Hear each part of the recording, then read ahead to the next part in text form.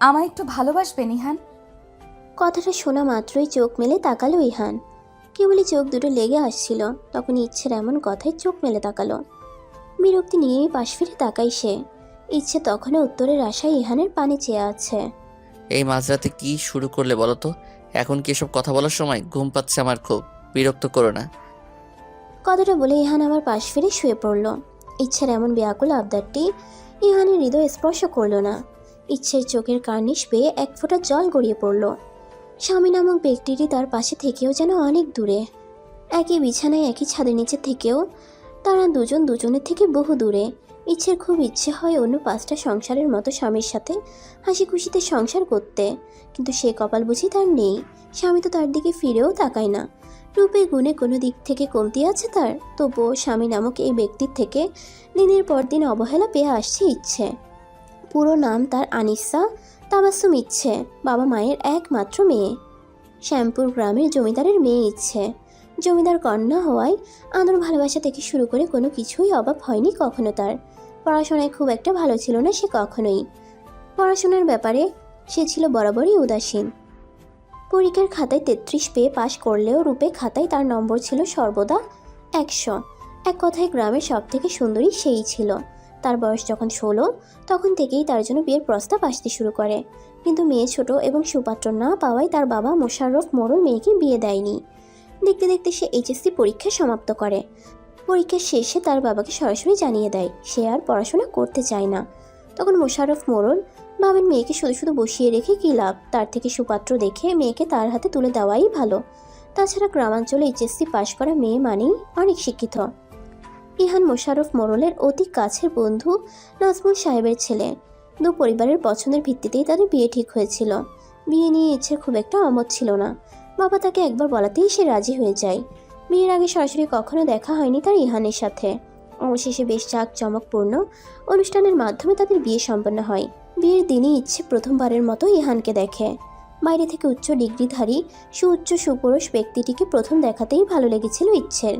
সে মুহূর্তেই সে ভেবে নিয়েছিল এই মানুষকে সে অনেক ভালোবাসবে, মন প্রাণ উজাড় করে দিয়ে ভালোবাসবে। বর্তমানে তাদের বিয়ের বয়স 6 মাস পেরিয়েছে। বিয়ের প্রথম 2-3 মাস সবকিছু ঠিক থাকলেও তারপর থেকেই শুরু হয় ইচ্ছের প্রতি ইহানের অবহেলাটা। ইচ্ছে ভেবে পায় না ঠিক কী কারণে ইহান তার থেকে এতটা দূরে সরে থাকে। শ্বশুর শাশুড়ি আর এক ননদ নিয়ে ছোট্ট সংসার তার। শ্বশুর শাশুড়ি ননদ সকলের সাথে খুব ভালো সম্পর্ক ইচ্ছের, কিন্তু সম্পর্কের মূল যে ব্যক্তিটি তার সাথেই মনের কোনো মিল নেই। মাত্র এই কয়দিনেই সে ইহানকে প্রচণ্ড রকম ভালোবেসে ফেলেছে। ইহানের একটু ভালোবাসা পাওয়ার জন্য তার ছোট্ট হৃদয়টুকু হাহাকার করতে থাকে সর্বক্ষণ, কিন্তু ইহান সেদিকে ফিরেও তাকায় না। আরও একটি রাত নির্ঘুম নিবৃত্তে কেটে যায় ইচ্ছের। চোখমুখ ফুলে ঢোল হয়ে গেছে। এই 3-4 মাস ধরে এমন কোনো রাত নেই যে রাতে সে কাঁদেনি। স্বামী নামক প্রিয় ব্যক্তির থেকে অবহেলা সহ্য করার ক্ষমতা হয়তো কোনো স্ত্রীরই নেই। দূর থেকে আজানের মিষ্টি আওয়াজ ভেসে আসতেই বিছানা ছেড়ে উঠে দাঁড়ায় ইচ্ছে। ধীর পায়ে হেঁটে যে জানালা থেকে পর্দা সরিয়ে দেয়। বাড়ি থেকে আসা অল্প আলোতে স্বামীর মুখ পানে কিছুক্ষণ চেয়ে থাকে। এই মানুষটাকে সে ভীষণ ভালোবাসে। আবার চোখ থেকে এক ফোঁটা পানি গড়িয়ে পড়ে। চোখের পানিটুকু মুছে যায় নামাজের উদ্দেশ্যে। সে তার মোনাজাতে আল্লাহর কাছে চাইবে তার স্বামীকে। সে তো শুধু পৃথিবীতে না, মৃত্যুর পরের জীবন ইহানকে নিজের করে চায়। তার প্রত্যেক মোনাজাতে সে তার স্বামীকে চায়। 8টা বাজতেই শারমিন বেগমের ঘুম ভাঙে। রুম থেকে বেরিয়ে রান্নাঘরে আসতেই দেখে সকালের নাস্তা প্রায় বানানো শেষ। নাজমুল সাহেব এখনো বাড়িতে ফেরেননি। ফজরের নামাজের পর হাঁটাহাঁটি করার অভ্যাস তার। শারমিন বেগম হাসি মুখে রান্নাঘরে ঢোকেন।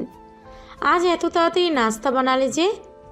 ইচ্ছে শারমিন বেগমকে দেখেই ঠোঁট হেলিয়ে হাসল। শুভ সকাল মা। আবু ফিরেছেন কি? শারমিন বেগম কাপে চা ঢালতে ঢালতে প্রতি উত্তর করলেন, শুভ সকাল। না, তোমার আব্বু এখনো ফেরেনি, কিছুক্ষণের মধ্যে এসে যাবে। তোমার শরীরের কি অবস্থা এখন? মাথা ব্যথা কমেছে? কাল রাতে তো মাথা ব্যথার জন্য কিছু না খেয়েই রুমে চলে গেলে। হ্যাঁ মা, এখন সুস্থ। ইহান কোথায়? আজ এখনো উঠলো না যে? আজ তো শনিবার মা, ওনার অফিস আজ বন্ধ, এজন্যই হয়তো বেশি সময় ধরে ঘুমাচ্ছে। কথার মাঝেই ইরা চলে আসে। ইরা হচ্ছে ইহানের একমাত্র বোন। শুভ সকাল মা। শুভ সকাল ভাবি। আপনাকেও শুভ সকাল আপু। ইরা বয়সে ইচ্ছের থেকে বড়, তবে সম্পর্কে সে ছোট ননদ। তবুও ইচ্ছে ইরাকে আপু বলেই সম্বোধন করে। 10টা বাজতে সকালে নাস্তার টেবিলে চলে আসে। ইহানও ইতিমধ্যে উঠে ফ্রেশ হয়ে নিয়েছে। নাস্তার টেবিলে নাস্তা খেতে খেতে নাজমুল সাহেব ইহানকে বলে ওঠেন, বলছিলাম বিয়ের তো বেশ কিছুদিন হলো, তোমরা তো এখনো কোথাও ঘুরতে গেলে না। অফিস থেকে কিছুদিন ছুটি নিয়ে না হয় ইচ্ছেকে নিয়ে ঘুরে আসো। এ বাড়িতে আসার পর থেকে তো মেয়েটি এখনো পর্যন্ত বাড়ির বাইরে পা রাখেনি। ঘুরতে যাওয়ার কথা শুনে ইচ্ছের ভীষণ খুশি লাগলো। ঘুরতে তার অনেক ভালো লাগে। তাছাড়া ঘুরতে গেলে নিশ্চয়ই ইহান তাকে সময় দিবে। তখন তো আর তার অফিস থাকবে না, আর না কাজ। ভাবতে ইচ্ছের মনটা ভালো হয়ে গেল। আমি এখন কোথাও যেতে পারবো না বাবা, অনেক কাজ জমে আছে। মুহূর্তে ইচ্ছের হাসিটা মিলিয়ে গেল। কিশোরী মনে জমা হলো এক রাশ অভিমান। কি হতো একটু ঘুরতে নিয়ে গেলে? কাজ তো সে সবসময়ই করে। ইচ্ছে মনে মনে চাইছে যে করে হোক তার শ্বশুরাব্বু যেন ইহানকে রাজি করে ঘুরতে যেতে। কাজ তো সবসময় করছো, সামনেও করবে, তাই বলে এমন না যে সব ফেলে শুধু কাজের পেছনে ছুটবে।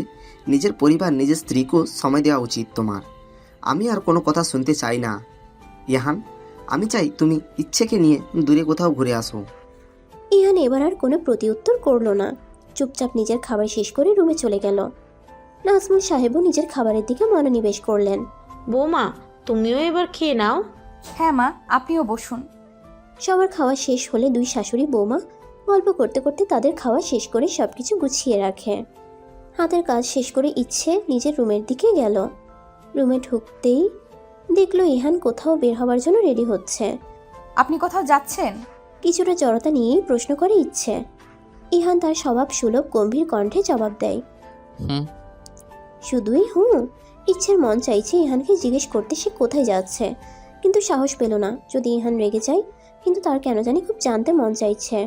অবশেষে সকল জড়তা কাটিয়ে কিছুটা সাহস সঞ্চয় করে প্রশ্নটি করেই ফেলল। আপনি কোথায় যাচ্ছেন? না মানে আজ তো আপনার অফিস নেই, তাই আর কি। ইহান কিছুক্ষণ ইচ্ছের দিকে কঠিন দৃষ্টিতে তাকিয়ে থেকে কোনো কথা ছাড়াই রুম থেকে বেরিয়ে যায়। ইচ্ছে আবারও আহত হয়। কি হতো একটু বলে গেলে? রাত বাড়তে শুরু করেছে। এটা বর্ষার সিজন না হলেও মাঝে মধ্যে টুপটাপ বৃষ্টি আকাশের বুক চিরে ধরনীর বুকে নেমে আসে, তিক্ত করে তুলছে পরিবেশকে।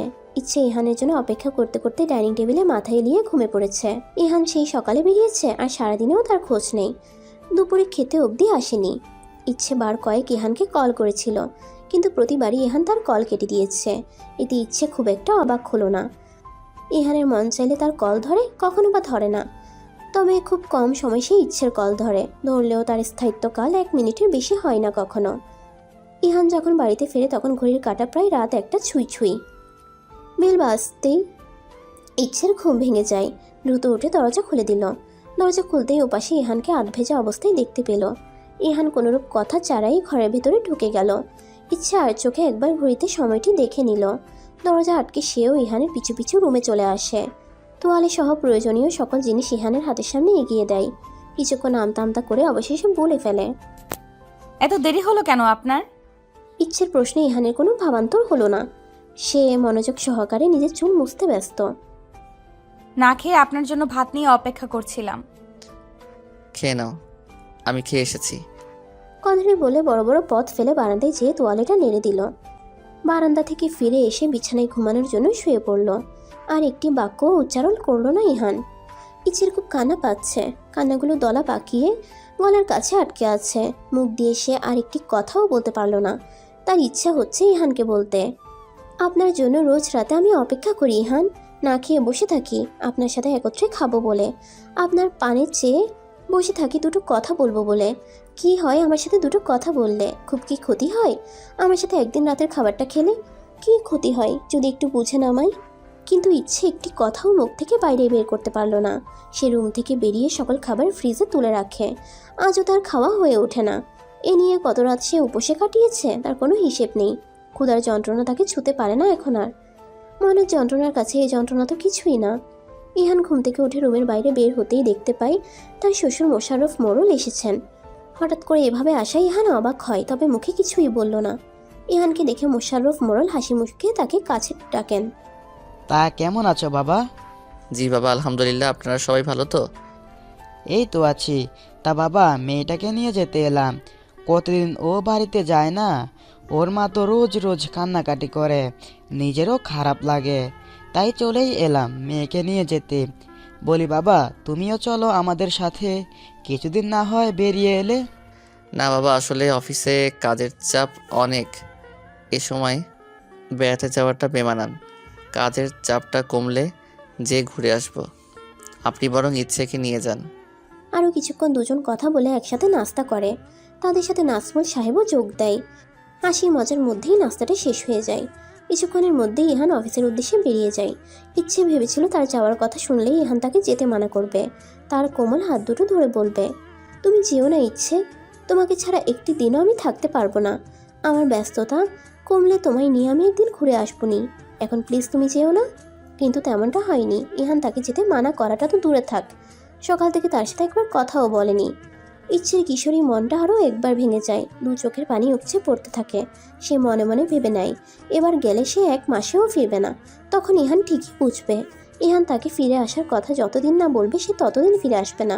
বেশি করে জামা কাপড় গুছিয়ে নিল সে। এবার সে কিছুতেই ফিরবে না, না মানে না, কিছুতেই না। ইচ্ছে শ্যামপুরে এসেছে আজ 2 দিন হলো। এই 2 দিনে ইহান একবারও কল দিয়ে তার খোঁজ নেয়নি। ইচ্ছেও রাগ করে ইহানকে কল করেনি। সে ভেবেছিল সে রাগ করে কল না করলে হয়তো ইহান তাকে কল করবে, কিন্তু ইহান তো ইহান, সে ভুলেও একবার কল করেনি। ইচ্ছে বার কয়েক ফোন চেক করেও যখন কাঙ্ক্ষিত মানুষটির কল পেল না তখন কেঁদে ফেলল। ইচ্ছের ছোট্ট মনটাকে ইহান বারবার ভেঙে গুড়িয়ে দিচ্ছে। বিকেল হতেই পারুলের সাথে নদীর পাড়ে ঘুরতে বেরিয়েছে ইচ্ছে। নদীর পাড়টা ইচ্ছের খুবই পছন্দ। আগে যখন এখানে থাকতো তখন প্রতিদিন বিকেলে সে এখানে বসে প্রকৃতি উপভোগ করত। কি সুন্দর ঠান্ডা বাতাস, নিমিষেই মন ভালো হয়ে গেল ইচ্ছের।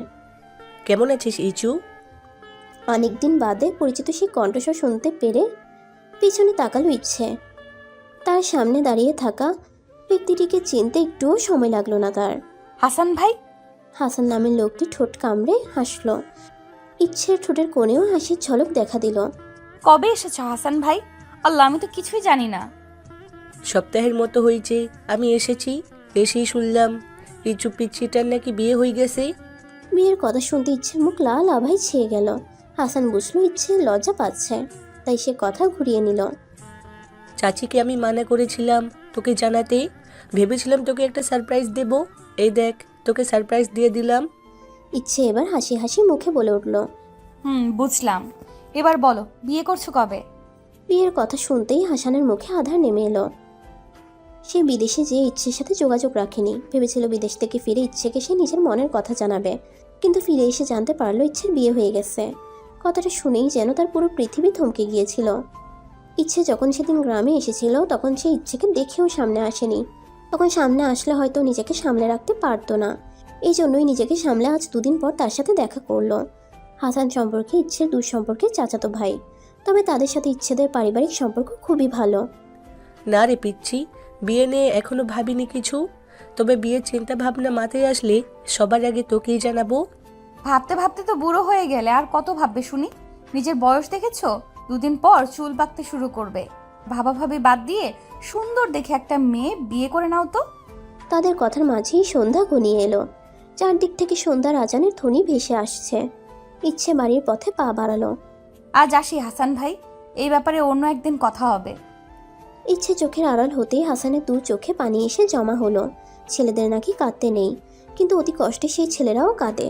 যে মানুষটাকে পাওয়ার জন্য তার এত কষ্ট করা, ফিরে এসে সেই মানুষটাকে অন্য কারো অর্ধাঙ্গিনী হিসেবে দেখতে হবে, এটা সে কখনো ভাবেনি। তবে এখন সে দোয়া করে ইচ্ছে যেন সুখে থাকে। পৃথিবীর সকল সুখ যেন ইচ্ছের 2 হাতে ধরা দেয়। ইচ্ছে সুখ দেখেই না হয় সে তার বাকি জীবন কাটিয়ে দিবে। সে সিদ্ধান্ত নিল এদেশে আর থাকবে না, সে আবারও বিদেশে চলে যাবে। এখানে থাকলে ইচ্ছের স্মৃতিগুলো তাকে ধাওয়া করবে, যেটা তার জন্য খুবই কষ্টকর হবে। তবে যাওয়ার আগে ইচ্ছের হাজব্যান্ডের সাথে একবার দেখা করে যাবে। তার পিচ্চিটার কেমন ছেলের সাথে বিয়ে হয়েছে তা একবার দেখে নেওয়া দরকার। তবে ইচ্ছে হয়তো বেশ সুখেই আছে। সে ইচ্ছের মুখে কোনো বেদনার ছাপ খুঁজে পায়নি। ইচ্ছে সুখে থাকলেই হলো, এতেই তার তৃপ্তি। ইচ্ছে জানতেও পারল না কেউ একজন তাকে ভালোবাসে, প্রচণ্ড রকম ভালোবাসে। আর কখনো হয়তো তার জানাও হবে না সময় যে তাকে অন্য কারোর সাথে বেঁধে ফেলেছে। তা না হলে তার জীবন গল্পটা হয়তো অন্যরকম হতো। সকাল হতেই ইচ্ছে গোছকাজ শুরু করে দিল। আজই সে ঢাকায় ফিরে যাবে। ইহানকে ছাড়া তার দম বন্ধ হয়ে আসছে। এখানে তার পক্ষে আর একটি দিনও থাকা সম্ভব হচ্ছে না। নীলুফা বেগম সেই কখন থেকে কান্নাকাটি করে চলেছেন। এতদিন পর মেয়ে তার কাছে এলো সপ্তাহখানিক থাকবে, তা না 3 দিনের মাথায় চলে যাচ্ছে। আবার কবে মেয়েকে কাছে পাবে তার কোনো নিশ্চয়তা নেই। ইচ্ছেরও খুব মন খারাপ হচ্ছে মা বাবাকে ছেড়ে যেতে, কিন্তু না গেলে সে বোধহয় আর বেঁচে থাকতে পারবে না। ইহানকে ছাড়া তার কেমন পাগল পাগল লাগছে নিজেকে। সব ঠিক থাকলেও সমস্যা হলো ইচ্ছে একা অতদূর পাড়ি দিতে সাহস পাচ্ছে না। একা একা এভাবে কখনো আসা যাওয়া করা হয়নি তার। অবশেষে ঠিক হলো মোশাররফ মোড়ল তাকে দিয়ে আসবেন। ইচ্ছেরও দুশ্চিন্তা দূর হলো। গ্রাম থেকে ফিরে এসে ইচ্ছে আজ সপ্তাহ খানেক হয়েছে। আগের নিয়মেই তার জীবন চলতে লাগলো। ইহান তার কাজ নিয়ে ব্যস্ত থাকে, আর ইচ্ছে দিন শেষে ইহানের থেকে একটু ভালোবাসা পাওয়ার আশায় মরিয়া হয়ে থাকে। অফিসে অতিরিক্ত কাজ থাকে, আজ ফিরতে বেশি দেরি হয় ইহানের। সারাক্ষণ কাজের চাপে থাকার ফলে তার মন মেজাজ সবসময় খিটখিটে হয়ে থাকে। তার উপর আজ কাজে সামান্য ভুল ত্রুটি হওয়ায় তার থেকে উচ্চ পদস্থ অফিসারের থেকে সামান্য বকা শুনতে হয়েছে, যা তার ব্যক্তিত্বে আঘাত হেনেছে। প্রচণ্ড ব্যক্তিত্ব সম্পন্ন মানুষ ইহান। বেল বাজতেই শারমিন বেগম দরজা খুলে দেন। মাকে দেখে হেসে সালাম দিয়ে নিজের রুমে চলে যায় ইহান। শারমিন বেগম ছেলে যাওয়ার পানে চেয়ে দীর্ঘশ্বাস ফেলে। ছেলেটি তার কাজ ছাড়া কিছুই বোঝে না। তার জীবনে যেন কাজ ছাড়া অন্য কিছুর অস্তিত্ব নেই। ফ্রেশ হয়ে বের হতেই সে উপলব্ধি করে তার প্রচণ্ড মাথা ব্যথা করছে। মাথাটা টিপে দিলে হয়তো ভালো লাগতো, কিন্তু সে আসার পর থেকে এখনো ইচ্ছেকে দেখতে পায়নি। জোরে জোরে নাম ধরে কয়েকবার ডাকার পরও ইচ্ছের কোনো খবর নেই। মেজাজ তার আগে থেকেই বিগড়েছিল, এখন আবার ইচ্ছের নিরুদ্দেশ হয়ে মেজাজটা আরও বিগড়ে গেল। নিজের রুম থেকে বেরিয়ে ইরার রুমে যেতেই দেখতে পেল ইরা আর ইচ্ছে কোনো একটা ব্যাপার নিয়ে হাসাহাসি করছে। এতে তার মেজাজ আরও খারাপ হলো। বোনের সামনে স্ত্রীর সাথে খারাপ ব্যবহার করাটা বেমানান, তাই নিজেকে ধাতস্থ করে শান্ত কণ্ঠে ইচ্ছেকে ডেকে নিজের রুমে চলে গেল। ভাইয়া দেখছি তোমায় চোখে হারায়, আসতেই বইয়ের খোঁজে নেমে পড়েছি। কি প্রেম! মুহূর্তে ইচ্ছের মেথিন গালে রক্তিম আভা ছড়িয়ে পড়ল। কান থেকে যেন আগুন বের হচ্ছে। নিজের লজ্জা ঢাকতে ইরাকে কিছু না বলেই ছুটে রুম থেকে বেরিয়ে গেল ইচ্ছে। এমনিতেই ইরার ঠোঁটকাটা স্বভাব।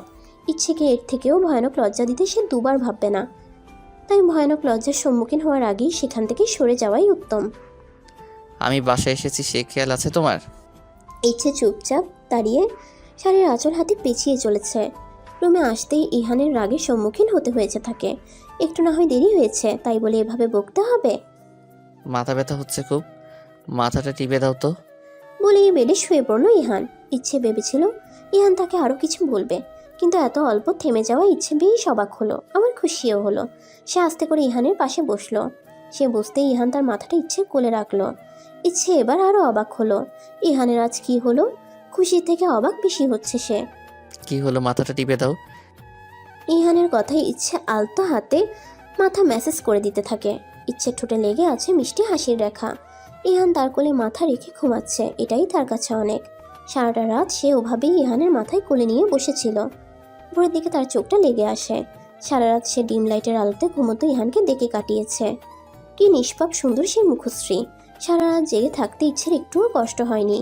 এও যেন পরম এক শান্তি। আজ ইহান আর ইচ্ছে কক্সবাজার যাচ্ছে ঘুরতে, যদিও এতে ইহানের মোটেও মত নেই। নাজমুল সাহেব ইহানকে বাধ্য করেছে অফিস থেকে ছুটি নিতে।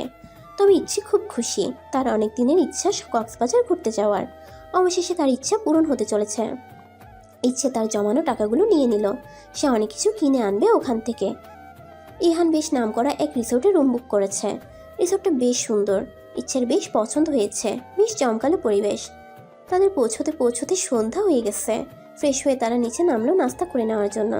নাস্তা শেষে তারা আবারও ফিরে এলো রুমে। তারা আজ আর ঘুরতে বের হবে না।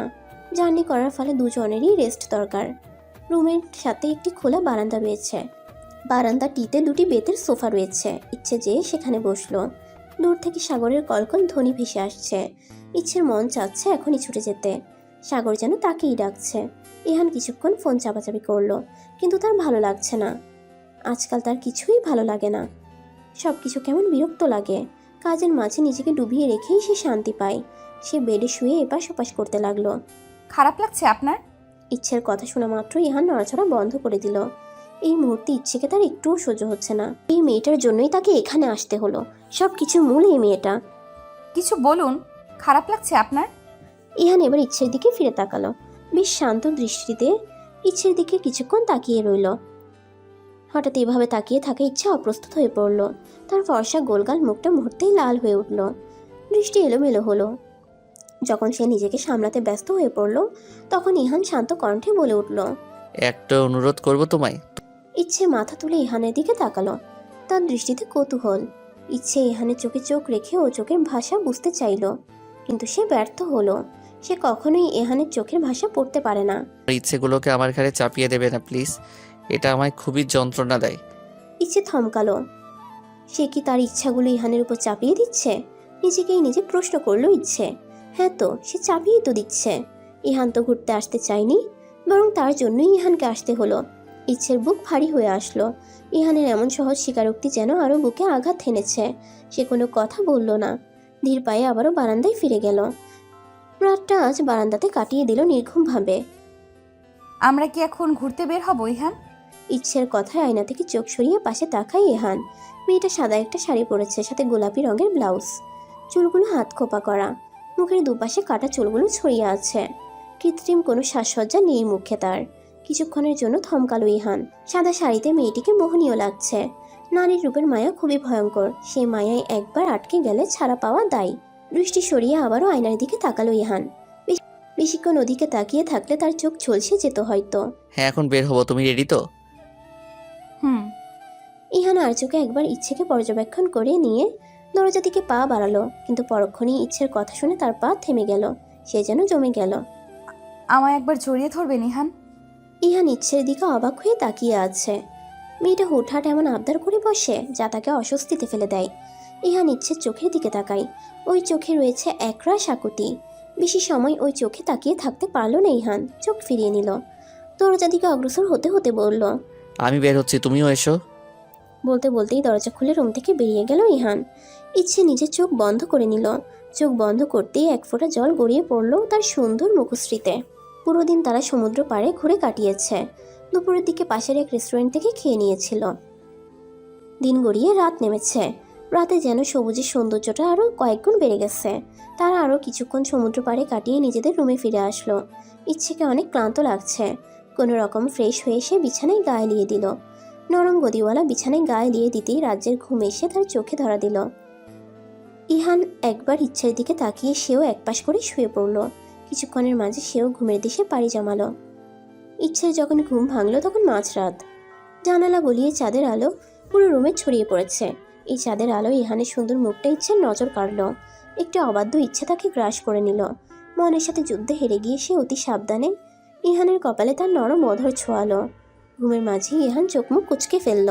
তা দেখে ইচ্ছের কেন জানি খুব মন খারাপ হলো। লোকটা জেগে থাকতেও আমায় পছন্দ করে না। আমার স্পর্শ তো মোটেই না। ঘুমিয়ে থেকেও আমার স্পর্শে বিরক্ত হয়। এতটাই কি অপছন্দের আমি? নিজ মনেই প্রশ্ন করলো ইচ্ছে। তার মনে হলো তার প্রশ্নের উত্তরে আশপাশ থেকে কেউ চিৎকার করে বলছে, হ্যাঁ, তুমি তার খুবই অপছন্দের একজন। তুমি তার বিরক্তির একমাত্র কারণ। দু হাত দিয়ে নিজে দোকান চেপে ধরে জোরে জোরে নিঃশ্বাস নিচ্ছে। হঠাৎ মনে হলো সবকিছু শান্ত হয়ে গেছে। কান থেকে হাত নামিয়ে ফেললো ইচ্ছে। জলে ভরা চোখ নিয়ে একবার ইহানকে দেখে নিয়ে বারান্দায় গিয়ে দাঁড়ালো। বিষণ্ণ মন নিয়ে আকাশপানে তাকালো। আকাশে অগণিত তারার মেলা বসেছে। আকাশের দিকে তাকিয়ে তার হিংসা হলো। এই অন্ধকার আকাশের বুকে কত তারা! কিভাবে তারা অন্ধকার আকাশকে আলোতে ভরিয়ে দিয়েছে। তার আকাশকে কেন কেউ আলোকিত করে না? ইচ্ছে তার দু ঠোঁট নাড়িয়ে নেভা কণ্ঠে উচ্চারণ করলো, আমার আকাশের তারা নেই। অন্ধকার কাটিয়ে দিনের আলো ফুটতে শুরু করেছে। শীত শীত পড়েছে। এখন কার্তিক মাস। শীতের আগমনের আভাস পাওয়া যাচ্ছে। ভোরের ঠান্ডা হাওয়ায় বারবার কেঁপে কেঁপে উঠছে ইচ্ছে। মেঝেতে বসে সোফায় মাথা রেখে ঘুমিয়ে আছে মেয়েটা। ইহান ইচ্ছেকে এই অবস্থায় দেখে কপাল কুচকালো। বিড়বিড় করে বলল, কেয়ারলেস। একটি পাতলা কম্বল ইচ্ছের গায়ে জড়িয়ে দিল। ইচ্ছের এরূপ কাজে প্রচণ্ড বিরক্ত সে। মেয়েটা ঠিকঠাক নিজের খেয়াল নিতে পারে না, অথচ সারাটা সময় উল্টো পাল্টা আবদারের ঝুড়ি খুলে বসে। মেয়েটা ঠিকঠাক নিজের খেয়াল নিতে পারে না, অথচ সারাটা সময় উল্টো পাল্টা আবদারের ঝুড়ি খুলে বসে। ইহান বারান্দা থেকে যাওয়ার জন্য পা বাড়ালো, কিন্তু পরক্ষণে কিছু একটা ভেবে আবার ইচ্ছের পাশে এক হাঁটু গেড়ে বসে। ইচ্ছের মুখের দিকে কিছুক্ষণ তাকিয়ে থেকে আলতো হাতে গাল ছুঁয়ে দেয়। গাল ছুঁয়ে দিতেই ইচ্ছের ঠোঁটের কোণে হালকা হাসির রেখা দেখা যায়। ইহানের কপালে ভাঁজ পড়ে। সে গাল থেকে হাত তুলে ইচ্ছের মুখের সামনে নাড়ায়, কিন্তু ইচ্ছে চোখ মেলে না। ইহান এবার শিওর হয় ইচ্ছে ঘুমিয়ে আছে। ভাবতেই বুকে হাত দিয়ে ঝরে স্বস্তি নিঃশ্বাস ফেলে। সে ভেবেছিল হয়তো ধরা পড়ে গেছে। বিড়বিড় করে বলে ওঠে, বজ্জাত মেয়ে। বেলা বাড়তেই সূর্য তার সোনালি রশ্মি ছড়িয়ে দেয়। সূর্যের মিষ্টি আলোতে ঘুম ভাঙে ইচ্ছের। আড়মোড়া ভেঙে পিটপিট করে চোখ মেলে, ঘাড়ে ব্যথা অনুভব করছে। এভাবে ঘাড় বাঁকা করে ঘুমানোর ফল। ঘাড় চেপে ধরে উঠতে যেয়েই সে অনুভব করলো তার গায়ে কিছু জড়িয়ে আছে। এতক্ষণে নিজের শরীরের দিকে নজর পড়ে ইচ্ছের। গায়ে কম্বল জড়ানো দেখে তার কপালের মাঝে ভাঁজ দৃঢ় হয়। পরক্ষণেই তা মিলিয়ে যায় এবং ঠোঁটে ফুটে ওঠে মিষ্টি হাসি। ইস, আজকের সকালটা এত সুন্দর কেন? সকালের খাবার খেতে একটি হোটেলে এসেছে তারা। ইহান লক্ষ্য করেছে সকালে ঘুম ভাঙার পর থেকে ইচ্ছে তার দিকে কামনার চোখে তাকাচ্ছে আর মিটিমিটি হাসছে। ইহান এখনো পর্যন্ত এই রহস্য উদ্ঘাটন করতে পারেনি। তবে সে থেমে নেই। সে বারবার মনে করার চেষ্টা চালাচ্ছে যে কি এমন কারণে ইচ্ছে এমন করতে পারে। ভোরের ওই বিষয়টি তো হতেই পারে না, কারণ ইহান বেশ কয়েকবার চেক করে দেখেছিল। সে কোনোভাবেই সমীকরণ মেলাতে পারছে না। এরই মাঝে তাদের খাবার চলে আসে। এখানে রেস্টুরেন্টগুলোতে বিভিন্ন সামুদ্রিক মাছের খুবই সুস্বাদু আইটেম পাওয়া যায়। খাবার আসতেই খাবারের সুন্দর স্মেল ক্ষুধা যেন আরও বাড়িয়ে তুলছে। ইচ্ছের নজর গেল তাদের পাশের টেবিলে বসা এক কাপলের দিকে। নিউ ম্যারিড কাপল হয়তো। ছেলেটি খুব যত্ন সহকারে মেয়েটির গালে খাবার তুলে দিচ্ছে। মুহূর্তেই ইচ্ছেরও মনে হলো ইহান যদি তাকে একবার খাইয়ে দেয় তাহলে ব্যাপারটা দারুণ হবে। তবে বলতে সাহসও পাচ্ছে না। যদি বকে, লোকটার তো আবার নাকের ডগায় রাগ থাকে। এই যে শুনুন। ইহান তাকালো, ভ্রু নাড়িয়ে জানতে চাইল কি হয়েছে। ইচ্ছে কিছুটা আমতা আমতা করে অবশেষে চোখ বন্ধ করে বলেই ফেলল, আমায় একটু আপনার হাতে খাইয়ে দিবেন? কথাটা শেষ করেই ইচ্ছে এক চোখ মেলল ইহানের মুখভাব পর্যবেক্ষণ করার জন্য। এদিকে ইচ্ছের হঠাৎ এমন আবদারে ইহানের গলায় খাবার আটকে গেল। সে কাশতে শুরু করলো। ইচ্ছে দ্রুত পানি বাড়িয়ে দিল ইহানের দিকে। কাশি থামতেই ইহান গরম চোখে ইচ্ছের দিকে তাকালো। ইচ্ছে তখন ভয়ে কাচুমাচু হয়ে রয়েছে। ফিরে চলো, তারপর তোমায় দেখে নিচ্ছি। ইহানের এমন হুমকি শুনে ইচ্ছের আর খাওয়া হলো না। সে যে কেন তখন ওটা বলতে গেল। আফসোস হচ্ছে তার বড্ড। ভয়ে সে এখন খেতেও পারছে না। হোটেল থেকে বেরিয়ে তারা এখানের মার্কেটে এসেছে। আজ তাদের এখানে শেষ দিন। কাল তারা আবার ফিরে যাবে ঢাকা। তারা একটি দোকানে গেল যেখানে ঝিনুকের তৈরি বিভিন্ন অর্নামেন্টস রয়েছে। ইচ্ছে বেশ কিছু জিনিস কিনল। তার নজর গেল কাচের কিছু চুড়ির উপর। তা দেখা মাত্রই ইচ্ছের কিনতে মন চাইল। চুড়ির প্রতি তার বরাবরই দুর্বলতা রয়েছে। শুনুন, আমায় কিছু চুড়ি কিনে দিবেন? চুড়ি আমার খুব পছন্দ। তোমায় তো আমি টাকা দিয়েছি কেনাকাটা করার জন্য, এগুলো কিনলে যখন ওটা কিনে নাও। মুহূর্তে ইচ্ছের মন খারাপ হয়ে গেল। সে চেয়েছিল ইহান নিজ হাতে তাকে চুড়ি কিনে দিক। সে আর চুড়ি কিনল না। ইহান ব্যাপারটা লক্ষ্য করেও পাত্তা দিল না। কেনাকাটা ঘোরাঘুরি শেষ করে তারা একেবারে সন্ধ্যার পর হোটেলে ফেরে। হোটেলে ফিরে তাদের মধ্যে আর কোনো কথা হয় না। এমনকি সকালের ব্যাপারটা নিয়েও ইহান ইচ্ছেকে কিছু বলে না। তবে ইচ্ছে চাইছিল ইহান তার সাথে কথা বলুক। সকালের ব্যাপারটা নিয়ে বকাঝকা করুক, তবুও সে তার সাথে একটু কথা বলুক। ইহান কি বুঝে না সে তার সাথে কথা বলার জন্য চটফট করে? কেন বুঝে না ইহান যে ইচ্ছে নামের মেয়েটি তাকে পাগলের মতো ভালোবাসে, নিজের থেকেও বেশি ভালোবাসে?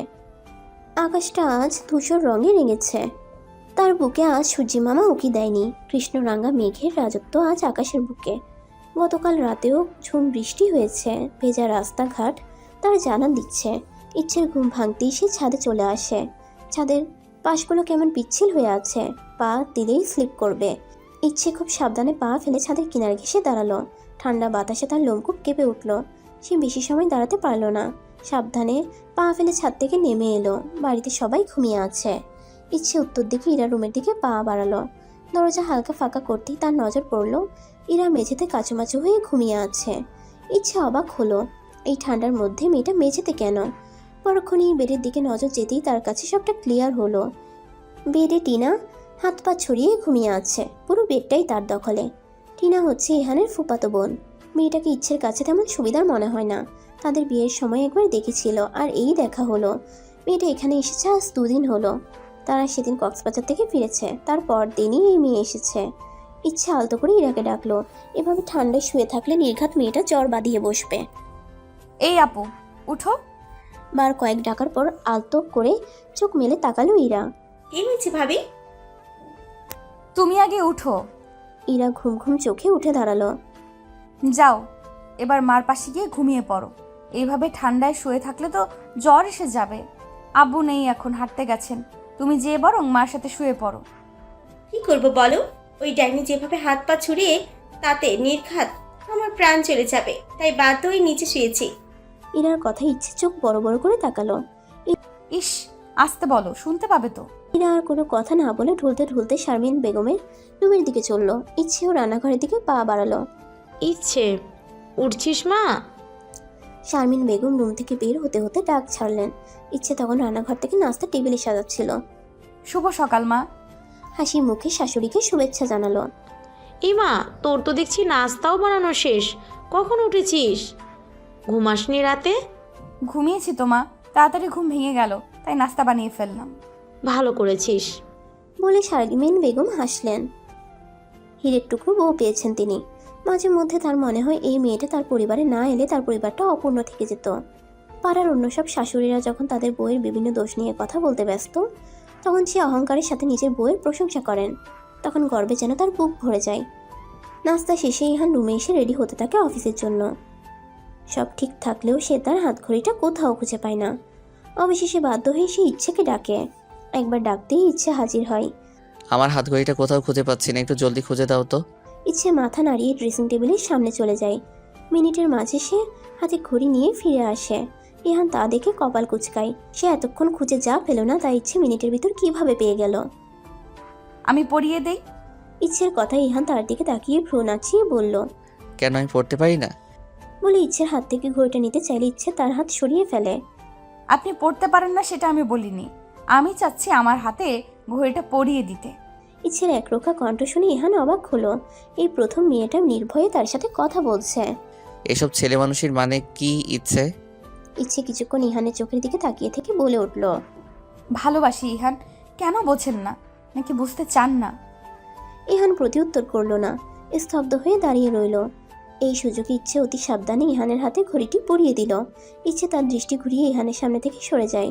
রুম থেকে বেরিয়ে যেতে যেতে ইহানকে উদ্দেশ্য করে বলে। এত অবাক হওয়ার কিছু নেই, আজ থেকে এটা রোজ একবার করে বলবো, তাই অভ্যেস করে নেন। ইহান অবাক হতেও যেন ভুলে গেছে। তার ভেতর কেমন অনুভব হচ্ছে সেটা সে নিজেও জানে না। সে নির্বাক দাঁড়িয়ে রইল। আজ একসাথে এতগুলো চমক সে নিতে পারছে না। যে মেয়েকে চোখ গরম দিলে চোখের পানির বন্যা বইয়ে দেয়, সে কিনা তাকে ট্রেট করলো। কিছু সময় অতিবাহিত হতেই ইহানের ঠোঁটের কোণে হালকা হাসির সন্ধান মেলে। পাগড়ি মেয়ে। নিজ মনে আবারও হাসলো ইহান। হঠাৎ কিছু মনে পড়তেই সে নিজের হাতের দিকে তাকালো। তার মুখে আবারও হাসি ফুটে। এই প্রথমবার তবে নিজের বুদ্ধি খাটালে? ঠোঁট খামড়ে হাসলো ইহান। হাত ঘড়িতে সময় দেখে নিয়ে সে দ্রুত বাইরে পা বাড়ালো। আজ বড্ড দেরি হয়ে গেছে তার। আকাশ এখনো ধোঁয়াময় মেঘে ঢেকে আছে। দুপুরে এক প্রশ্লা বৃষ্টি হয়ে গেছে। এখন পরিবেশ একদম সতেজ। ইচ্ছে বারান্দায় দাঁড়িয়ে বাইরের পরিবেশ উপভোগ করছিল।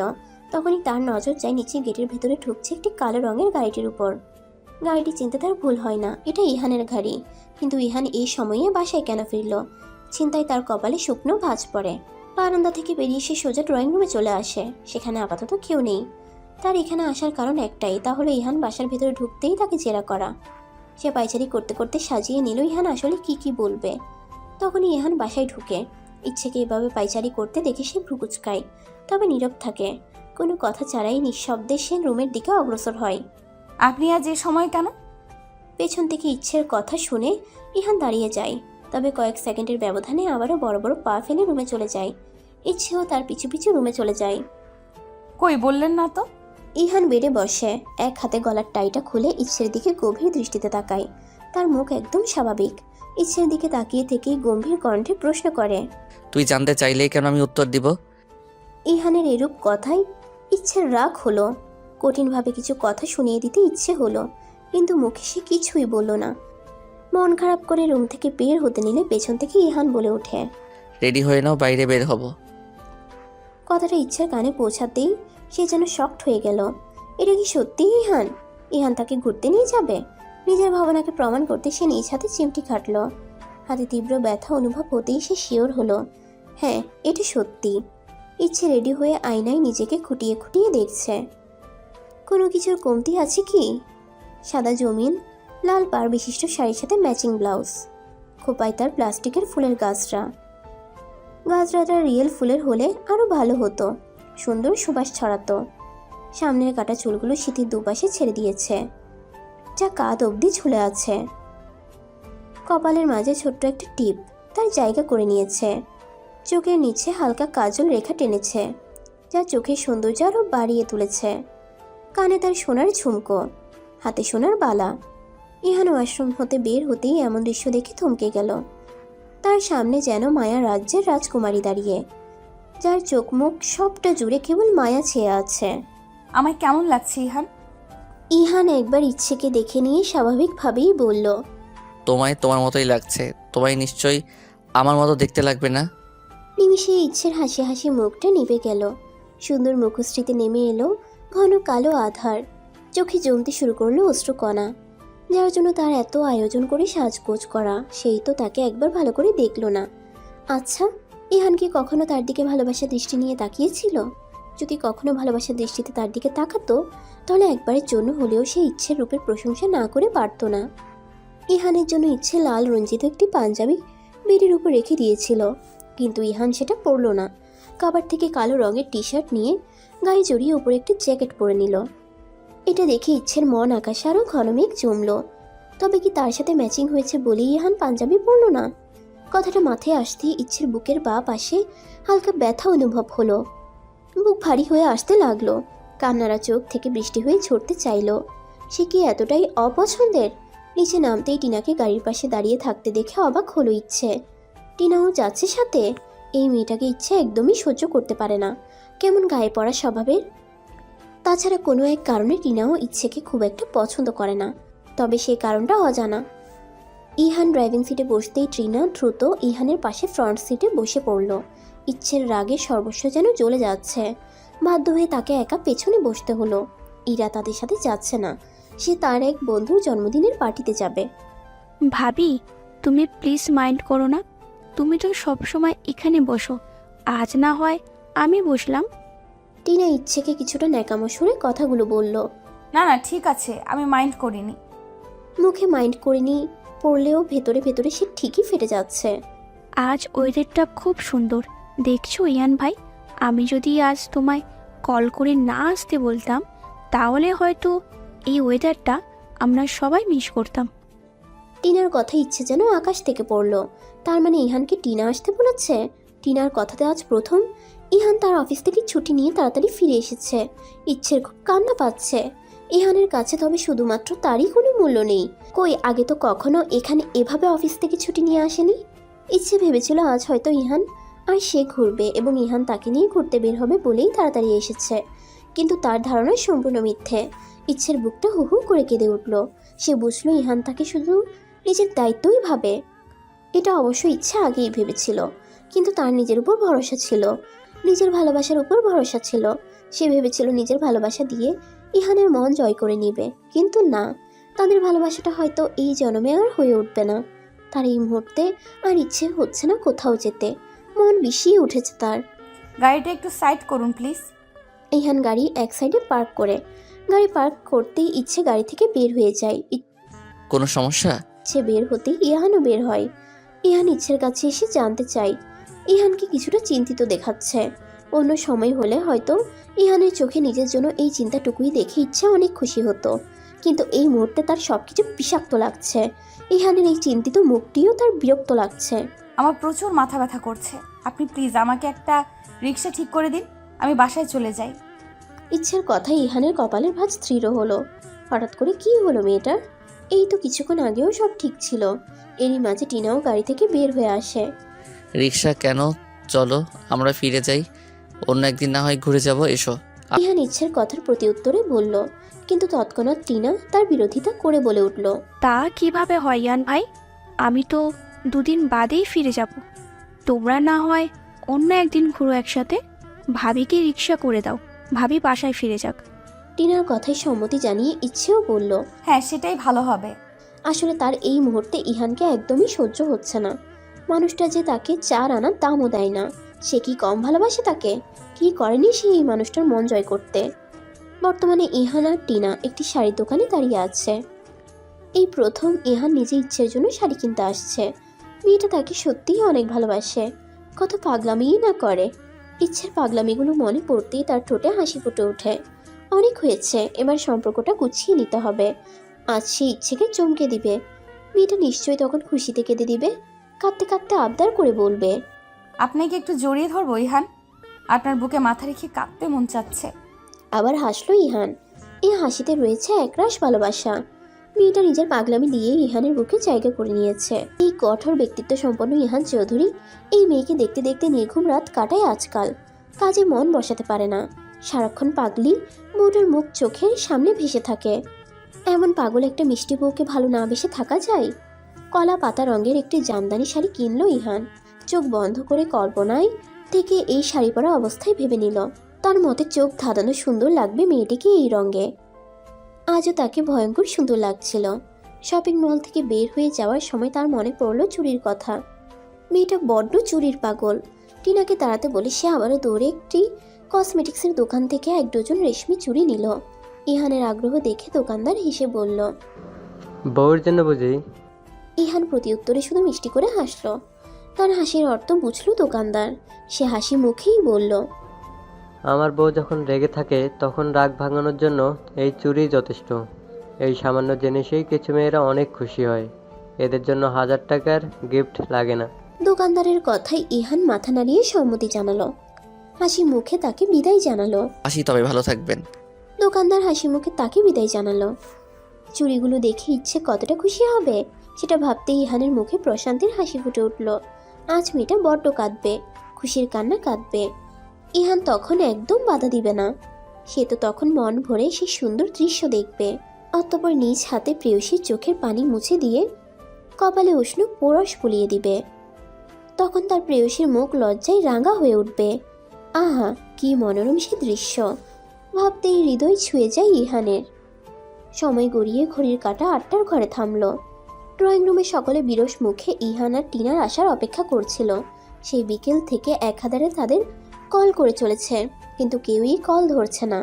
নাজমুল সাহেব ভেবে পান না তার ছেলে এতটা দায়িত্বহীন কিভাবে হলো। তার চোখে মুখে বিরক্তি স্পষ্ট। শারমিন বেগমের প্রেশার বেড়ে যাওয়ায় সে আপাতত রুমে রেস্ট করছে। ইরা কিছুক্ষণ পরপর ইহানের ফোনে কল দিচ্ছে, কিন্তু বরংবার সে আশাহত হচ্ছে। অবশেষে রাত 9টায় তারা বাসায় ফেরে। ড্রয়িং রুমে পা রাখতেই আজমল সাহেব কঠিন কণ্ঠে ইহানকে প্রশ্ন করে, এই রাত 9টা অবধি কোথায় ছিলে তোমরা? এমন প্রশ্নে ইহান অবাক হয়। সে কি এখনো ছোট বাচ্চা ছেলে যে তাকে এই সামান্য ব্যাপারে জেরা করা হবে? তবুও সে হাসি মুখেই উত্তর দেয়, একটু শপিং মলে গিয়েছিলাম বাবা, তাই দেরি হলো। ফোনের কথা মনে পড়তেই ইহান পকেট থেকে ফোন বের করে। ফোন বের করতেই সে অবাক। 52টা মিস কল উঠে রয়েছে। ফোন সাইলেন্ট থাকায় সে টের পায়নি। সরি বাবা, আসলে ফোনটা সাইলেন্ট ছিল। কোনো সমস্যা হয়েছে? এতবার কল কেন? ইহান কিছুটা চিন্তিত স্বরে বলে, কিন্তু নাজমুল সাহেব তার কথার উত্তর দেয় না। সে ইহানের পাশে দাঁড়িয়ে থাকা টিনার দিকে তাকিয়ে গম্ভীর স্বরে প্রশ্ন করে, ওর ফোন না হয় সাইলেন্ট ছিল, তোমার ফোন কোথায়? আসলে ইরা টিনাকেও অনেকবার কল করেছে, কিন্তু টিনা ইচ্ছে করে কল ধরেনি। সে ভেবেছিল কল ধরলে হয়তো তাদেরকে দ্রুত ফিরে আসার জন্য বলবে, কিন্তু সে ইহানের সাথে কিছুটা সময় কাটাতে চেয়েছিল, তাই সে ইচ্ছে করে কল ধরেনি। আসলে আমি খেয়াল করিনি। আমতা আমতা করতে লাগলো টিনা। কাল সকালে বাড়ি ফিরে যাবে তুমি, আশা করি দ্বিতীয়বার আর বলতে হবে না। নাজমুল সাহেবের কথা শুনে টিনার মুখটা ছোট হয়ে গেল। সে শুধু মাথা নাড়িয়ে সাই জানালো। এটা কেমন কথা বাবা? এভাবে কেন বলছো? ইহান কিছুটা অবাক হয়ে জানতে চাইল, কিন্তু এবারও নাজমুল সাহেব চুপ রইলেন। ইহান কোনো উত্তর না পেয়ে নিজ রুমের দিকে চলে গেল। রুমে গিয়ে ফ্রেশ হয়ে গিয়ে তার ইচ্ছের কথা মনে পড়ল। মেয়েটা কোথায় গেল? শরীর ঠিক আছে তো? আসার পর থেকে এখনো পর্যন্ত একবারও সামনে আসেনি। হঠাৎ কিছু একটা ভাবতেই ইহানের বুকে মোচড় দিয়ে উঠল। ইরা কেন অতবার কল দিয়েছিল? ইচ্ছের কিছু হলো না তো? কথাটা ভাবতেই তার বুক ভারী হয়ে এলো। দ্রুত পায়ে ইরা রুমে গেল। ইরা, রুমে আছিস? হ্যাঁ ভাইয়া, ভেতরে আয়। ইহান ভেতরে ঢুকে প্রথমেই পুরো রুমে চোখ বুলায়, কিন্তু না, সে কোথাও ইচ্ছেকে দেখতে পায় না। ইহানের বুকটা ধক করে ওঠে। তবে কি সে যা ভেবেছিল তাই সত্যি? তোর ভাবি কোথায়? কোথাও দেখছি না যে। ইরা এবার ভাইয়ের দিকে তাকালো। ভাইকে কেমন অস্থির দেখাচ্ছে। ইরা ভেবেছিল ইহানকে সে কিছু কঠিন কথা শোনাবে, কিন্তু তার অস্থিরতা দেখে তার আর ভাইকে কষ্ট দিতে ইচ্ছা হলো না। এটা বলার জন্য তোমায় কল দিয়েছিলাম ভাইয়া, তখন যদি কলটা ধরতে তাহলে হয়তো ভাবি এখন এখানেই থাকতো। কথাটুকু বলে থামলো ইরা। ইহান তখন ইরার দিকে অবাক চোখে তাকিয়ে, থাকতো মানে? ইচ্ছে কি তবে এখানে নেই? কোথায় তাহলে? এত এত প্রশ্ন জেকে ধরে ইহানকে। কোথায় ইচ্ছে? ইহানের প্রশ্নে ইরা তপ্ত নিঃশ্বাস ফেলে বলতে শুরু করে, বিকেলে তারা বের হওয়ার কিছু সময় পরেই ইচ্ছের বাবা মোশাররফ মোড়ল আসেন, সাথে হাসানও এসেছে। মূলত হাসানকে ইচ্ছের শ্বশুরবাড়ির লোকদের সাথে পরিচয় করিয়ে দেওয়ার জন্যই আসা মোশাররফ মোড়লের। হাসান সামনের মাসেই জার্মান চলে যাবে, যাওয়ার আগে একবার ইচ্ছের শ্বশুরবাড়ি দেখে যেতে চেয়েছে। এরা তখন রেডি হয়ে বের হচ্ছিল, কিন্তু তাদের দেখে সে আর বাহিরে যায় না। বাড়িতে মেহমান রেখে বাহিরে বের হওয়াটা বেমানান লাগে, তাই সে ওদের জন্য হালকা চা নাস্তা তৈরি করে নিয়ে আসে। নাজমুল সাহেব তখন বাড়িতেই ছিলেন। তারা সকলে মিলে গল্প করছিল। কিছুক্ষণের মাঝেই ইচ্ছে ফিরে আসে। এই মুহূর্তে ইচ্ছেকে দেখে সবাই অবাক হয়, কারণ তারা বের হয়েছে বেশিক্ষণ হয়নি। কি রে মা, এত তাড়াতাড়ি ফিরে এলি যে, ঘোরা শেষ? ইচ্ছে ভাঙা মন নিয়ে বাসায় পৌঁছে নিজের বাবাকে দেখে নিজেকে আর সামলে রাখতে পারে না। এই ছোট্ট মনটা ভাঙতে ভাঙতে সেখানে আর কিছুই অবশিষ্ট নেই। সে এ পর্যন্ত কাউকে জানতে দেয়নি তার আর রিহানের ব্যাপারে। সবাই তাদের একটি সুখী দম্পতি ভাবত। সে ওই মুহূর্তে সকলের সামনে বাবাকে জড়িয়ে ধরে ঠুকরে কেঁদে ওঠে। বাবা প্লিজ আমাকে তোমার সাথে নিয়ে চলো, এখানে থাকলে এবার আমি মরে যাব। আমার মনের সাথে সাথে আমার দেহটাও মরে যাবে। ইচ্ছের এমন আহাজারি মোশাররফ মোড়লের হৃদয় নাড়িয়ে তুলে। তার মেয়ে কি তবে এখানে ভালো নেই? সে কি ভুল জায়গায় মেয়ে দিয়ে দিল? নাজমুল সাহেব, শারমিন বেগম তারাও অবাক হয়ে যায়। হঠাৎ মেয়েটার কি হলো? এসব কেন বলছে? ইচ্ছে মা, আমাকে বল কি হয়েছে, বাবাকে শুধু একবার বল মা। ইচ্ছে তখনও কেঁদে চলেছে। প্রত্যেকটা মেয়েরই সব থেকে প্রিয় চরিত্র তাদের বাবা। বাবার সংস্পর্শে থাকলে তারা আরও বেশি আদুরে হয়ে যায়। সেই বাবাকে যদি দুঃখের সময় পাওয়া যায়, তাহলে তার বুকে মাথা রেখে কেঁদেও সুখ পাওয়া যায়। পরিবেশ কেমন থমথমে হয়ে আছে, কারো মুখে কোনো কথা নেই। হাসান ব্যথাতুর চোখে ইচ্ছের দিকে চেয়ে আছে। তার পিছিটা এতটা কষ্টে আছে, অথচ কখনো কাউকে বুঝতেই দিল না। সত্যি তার পিচ্ছিটা অনেক বড় হয়ে গেছে। ভাই সাহেব, আপনি বলেন কি ডিসিশন নেবেন ইচ্ছে ইহানের ব্যাপারে? যতদূর বুঝলাম আপনার ছেলে হয়তো আমার মেয়েকে মেনে নিতে পারছে না। বলে মোশাররফ মোড়ল নাজমুল সাহেবের দিকে তাকালেন। নাজমুল সাহেব তখন নিচের দিকে তাকিয়ে আছেন। সে অত্যন্ত লজ্জিত যে সে ইহানের মতো ছেলের বাবা, এটা ভেবে। তাকে চুপ থাকতে দেখে শারমিন বেগম বললেন, আমার মনে হয় ইহানকে ডাকা উচিত, তারপর না হয় একটা সিদ্ধান্তে আসা যাবে। এতক্ষণে হাসান মুখ খুলল। এতক্ষণ সে নীরব দর্শকের মতো সব দেখেছে। আমারও সেটাই ঠিক বলে মনে হচ্ছে। তার থেকেও জানা দরকার তার সমস্যা ঠিক কোন জায়গায়। মোশাররফ মোড়ল মাথা নাড়িয়ে সম্মতি জানালেন। ইচ্ছে তখনও তার বাবার মুখে মাথা রেখে ফুঁপিয়ে চলেছে। আজ যে মেয়েটার মন পুরোপুরিভাবে ভেঙে গেছে। তখন থেকে ইহানকে কল করা শুরু হয়, কিন্তু লাভ হয় না। ঘন্টা পেরিয়ে যেতেই মোশাররফ মোড়ল উঠে দাঁড়ান। আজ তবে আসি ভাই সাহেব, আপনাদের ছেলে পিরলে আপনারা না হয় তার থেকে সবটা শুনে নেবেন। তিনি ইচ্ছের চোখের পানি মুছে দিয়ে বলেন, চল মা, তোকে এখানে খেলনা হয়ে পড়ে থাকতে হবে না। তার কথায় শারমিন বেগম চমকে তাকান। কি বলেন ভাই, ইচ্ছে কোথায় যাবে? ও কোথাও যাবে না। শারমিন বেগম ইচ্ছের কাছে এসে ইচ্ছেকে জড়িয়ে ধরে। এই তুই তোর এই মাকে ছেড়ে কই যাবি? হ্যাঁ, তোর কষ্ট হবে না এই মাকে ছেড়ে থাকতে?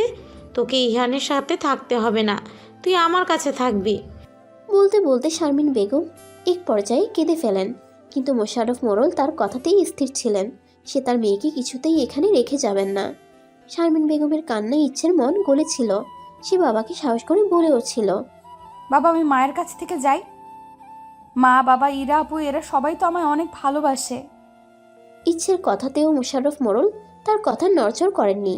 সময় গড়িয়ে রাত গভীর হলো। শীতের প্রকোপ বেড়েছে। হিমেল হাওয়া বইছে। বারান্দায় দাঁড়িয়ে দূর আকাশ পানে তাকিয়ে আছে ইহান। তার ভেতরটা কেমন শূন্য লাগছে। অভিমান হচ্ছে খুব ইচ্ছের প্রতি তার। আজ রাত অবধি অপেক্ষা করতে কেন পারলে না ইচ্ছে? এতটা দিন সহ্য করতে পারলে যখন, আর কয়েকটা ঘন্টা কেন পারলে না? পর মুহূর্তে আবার ভাবে, না, ইচ্ছে যা করেছে সেটা একদম ঠিক আছে। তাকে তো এতটুকু শাস্তি পেতেই হতো। রাত বাড়তে থাকে। ঘড়ির কাঁটা এখন 2টোর কাছাকাছি। বেডে শুয়ে ইহান এপাশ ওপাশ করছে। কিছুতেই তার চোখে ঘুম ধরা দিচ্ছে না। ঘুমও আজ তাকে একা ফেলে রেখে দূরদেশে পাড়ি জমিয়েছে। দেয়াল ঘড়িতে সময় দেখে নিয়ে মনে মনে কিছু ভাবতেই তার মুখে হাসি ফুটে উঠল। সে আর দেরি না করে দ্রুত রেডি হয়ে নিল। উদ্দেশ্য ইচ্ছে, যেতে যেতে ভোর হয়ে যাবে, তবে ব্যাপার না। এতটুকু কষ্ট করাই যায় বউয়ের জন্য। মোশাররফ মোড়ল মসজিদ থেকে ফিরে বাড়ির সামনে চেয়ার পেতে বসেছিলেন। এটা তার নিত্যদিনের অভ্যাস। তিনি বসে বসে সূর্য উঠতে দেখবেন। অন্ধকার কাটিয়ে দিনের আলো ছড়াতে দেখার মাঝে আলাদা আনন্দ অনুভব করেন তিনি। বাড়ির সামনে কালো রঙের গাড়িটি থামতেই মোশাররফ মোড়ল সেদিকে তীক্ষ্ণ দৃষ্টি নিক্ষেপ করলেন। এই ভোরে আবার গাড়ি করে কে এলো? তার ভাবনার সুতো ছিঁড়ে গাড়ি থেকে ইহান নেমে দাঁড়ালো। ইহানকে দেখে মোশাররফ মোড়ল মনে মনে হাসলেন। তিনি জানতেন ইহান আসবে। এবার তিনি এই ছেলেকে নাকে দড়ি দিয়ে ঘুরিয়ে তবে ছাড়বে। আসসালামু আলাইকুম আব্বু। ইহান হাসি মুখে মোশাররফ মোড়লকে সালাম দিল, কিন্তু মোশাররফ মোড়ল তার দিকে ফিরেই তাকালেন না। এমন একটা ভাব ধরলো যেন তার সামনে কেউ নেই, আর না সে কারো কথা শুনেছে। ইহান বুঝলো শ্বশুর তার বড্ড ঘাটতেরা মানুষ। এখান থেকে বউ নিয়ে যেতে তাকে অনেক কাঠখড় পোড়াতে হবে। ওকে, ব্যাপার না, আমার সামনে উত্তর দিতে হবে না, আমি গেলে না হয় উত্তর নিবেন। ইহান পাশ কাটিয়ে বাড়ির ভেতরে চলে গেল। বাড়িটি পুরনো আমলের দোতলা ভবন। পুরো বাড়িতে রাউন্ড করে বারান্দা রয়েছে। ইহান চলে যেতেই মোশাররফ মোড়ল বলেন, আমিও দেখব কিভাবে এখান থেকে আমার মেয়েকে তুমি নিয়ে যাও। আমি জমিদার মোশাররফ মোড়ল। ইহান ভেতরে ঢুকতেই তার শাশুড়ির সামনে পড়ে। তিনি তখন স্বামীর জন্য চায়ের পেয়ালা হাতে উঠোনের উদ্দেশ্যে বের হচ্ছিল। আসসালামু আলাইকুম মা, কেমন আছেন? হঠাৎ এই ভোরে ইহানকে দেখে নাজিয়া খাতুন চমকান। কাল সে ইচ্ছের কাছ থেকে সবটা শুনেছেন, তবে ইচ্ছেকে এভাবে নিয়ে আসে তিনি খুশি হননি। স্বামী স্ত্রীর ব্যাপার ওরা মিটাবে, সেখানে মেয়ের বাবার এখানে নাক গলানো তার পছন্দ হয়নি। এই ভোরে জামাইকে দেখে তিনি বেশ খুশি হন। আরে জামাই বাবা যে, এসো এসো, বসো। মনে হচ্ছে রাতে রওনা দিয়েছো। তুমি বরং ইচ্ছের ঘরে যাও, ওখান থেকে ফ্রেশ হয়ে এসো। আমি ততক্ষণে নাস্তা রেডি করে ফেলি। আর একটু ঘুমিয়ে নিও, রাতে তো ঘুমাতে পারোনি। মা ব্যস্ত হবেন না। ইহান আলতো হেসে বলল, তা কি করে হয় বলো তো? কয়দিন বাদে এলে। বলতে বলতে সে কাজের মেয়ে রেবেকাকে ডাকলেন। যে খালা কোন? তোর দুলাভাইকে ইচ্ছের রুমটা দেখিয়ে দে। রেবেকা মাথা নাড়ালো। আহেন দুলাভাই। দোতলার ডান পাশের প্রথম রুমটাই ইচ্ছের। এইটাই আফামনির রুম। আফামনি ভিতরেই আছে, আপনি যান। আচ্ছা ঠিক আছে, তুমি এবার যেতে পারো। যে আচ্ছা। রেবেকা যেতেই ইহান রুমের দরজায় হালকা করাঘাত করে। সে জানে ইচ্ছে ভরে উঠে যায়, কিন্তু অনেক সময় কেটে যাওয়ার পরও যখন ভেতর থেকে আওয়াজ আসে না, তখন ইহান আলতো করে দরজা ঠেলে রুমে ঢুকে পড়ে। তার চোখ যায় বিছানায় কাঁথা গায়ে জড়িয়ে ঘুমিয়ে থাকা ইচ্ছের দিকে। মেয়েটা এখনো ঘুমিয়ে আছে, চোখ মুখ লাল হয়ে আছে, হয়তো সারা রাত কেঁদে কাটিয়েছে। ইহান নিঃশব্দে দরজা ভেতর থেকে বন্ধ করে দিল। হাতে থাকা জিনিসগুলো টেবিলে রেখে ফ্রেশ হতে চলে যায়। শহরের তুলনায় গ্রামের দিকে শীতের প্রকোপ বেশি। এখানে হাড় কাঁপানো শীত পড়ে গেছে। ফ্রেশ হয়ে বের হতেই ইহানের কাঁপাকাঁপি অবস্থা। সে ধীর পায়ে বেডের দিকে এগিয়ে গেল। অতি সাবধানে ইচ্ছের কাঁথার মাঝে নিজেকে মুড়িয়ে নিল, কিন্তু সমস্যা হলো বেডে বালিশ একটাই, যা ইচ্ছের মাথার নিচে অবস্থান করছে। সে আর কিছু না ভেবে ইচ্ছের বালিশের এক কোণে মাথা রেখে ইচ্ছের গা ঘেঁষে শুয়ে পড়ল, আর হাত ধারা ইচ্ছের কোমর জড়িয়ে ধরে কোল বালিশ বানালো। উষ্ণ শরীরে হঠাৎ ঠান্ডা স্পর্শ পেয়ে ইচ্ছের পুরো শরীর কেঁপে উঠল। তৎক্ষণাৎ সে চোখ মেলে তাকালো। চোখ মেলতেই তার খেয়াল হলো সে এখন তার বাবার বাড়িতে নিজের রুমে শুয়ে আছে। তাহলে তাকে আষ্টে পিষ্টে এভাবে জড়িয়ে রেখেছে কে? মুহূর্তেই মনের মাঝে ভয় চেকে ধরল। মার কাছ থেকে সে অনেকবার শুনেছে জিনের গল্প।